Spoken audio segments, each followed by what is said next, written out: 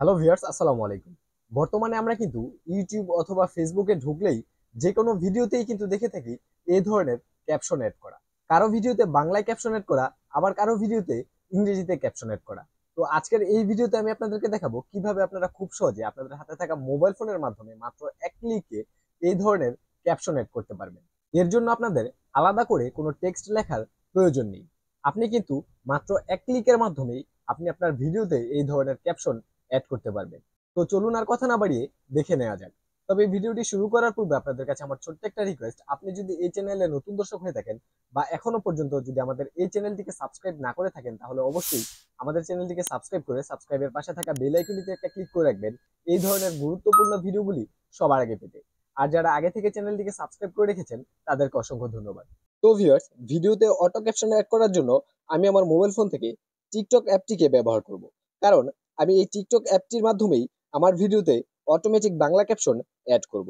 তো আমি এখান থেকে টিকটক অ্যাপটিকে ওপেন করছি। তারপর আপনি এখান থেকে দেখতে পারবেন এখানে একটা প্লাস আইকন দেওয়া রয়েছে, এখানে একটা ক্লিক করবেন।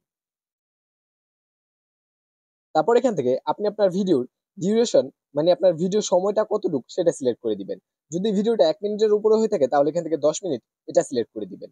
তারপর এখান থেকে দেখতে পাচ্ছেন আপলোড বলে একটা অপশন দেওয়া রয়েছে, এখানে একটা ক্লিক করবেন। তারপর এখান থেকে এই প্লাস আইকনে একটা ক্লিক করবেন। তারপর আপনি আপনার গ্যালারি থেকে যেই ভিডিওটাতে বাংলা ক্যাপশন অ্যাড করতে চান সেই ভিডিওটাকে সিলেক্ট করে দিবেন।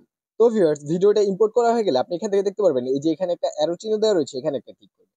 তারপর এখানে দেখতে পারবেন ক্যাপশনস বলে একটা অপশন দেওয়া রয়েছে, এখান থেকে এই ক্যাপশনস অপশনের উপর একটা ক্লিক করবেন। তারপর এখান থেকে এই ল্যাঙ্গুয়েজ অপশনের উপর একটা ক্লিক করবেন। তো আপনি এখান থেকে সবার নিচে চলে যাবেন। সবার নিচে আসলে আপনি এখানে দেখতে পারবেন বেঙ্গলি বলে একটা অপশন দেওয়া রয়েছে, এখান থেকে আপনি এই বেঙ্গলি ল্যাঙ্গুয়েজটাকে সিলেক্ট করে দিবেন। তো এখন কিন্তু দেখতে পাচ্ছেন আমার ভিডিওতে অটোমেটিক ক্যাপশন অ্যাড করা হয়ে গেছে।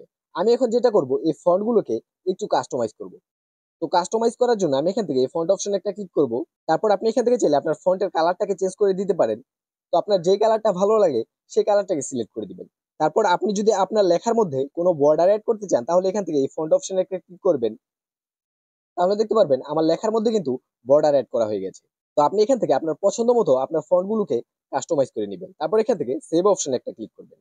এখন কথা হচ্ছে এই লেখাগুলো কিন্তু ভিডিওর মাঝখানে চলে আসছে। এর জন্য কিন্তু আমার ভিডিওর সৌন্দর্যটা নষ্ট হয়ে গেছে। তো আমি এখন যেটা করব, এখান থেকে এই লেখাগুলোকে একটু নিচে বসিয়ে দেবো। তো নিচে বসানোর জন্য আমি এখান থেকে সেভ অপশনে একটা ক্লিক করব। তারপর এই লেখাগুলোকে ক্লিক করে চেপে ধরবো। তারপর আপনার যেখানে বসানোর ইচ্ছা সেখানে বসিয়ে দিবেন। তারপর এখান থেকে নেক্সট অপশনে একটা ক্লিক করবেন। তারপর আপনি এখান থেকে এই ভিডিওটাকে পোস্ট করে দিবেন। তারপর ভিডিওটা পোস্ট করা হয়ে গেলে আপনি সিম্পলি এখান থেকে এই ভিডিওটাকে ডাউনলোড করে নেবেন। তো ডাউনলোড করার জন্য এখান থেকে থ্রি লাইন মেনুতে একটা ক্লিক করবেন। তারপর এখান থেকে সেভ ভিডিও এখানে একটা ক্লিক করবেন।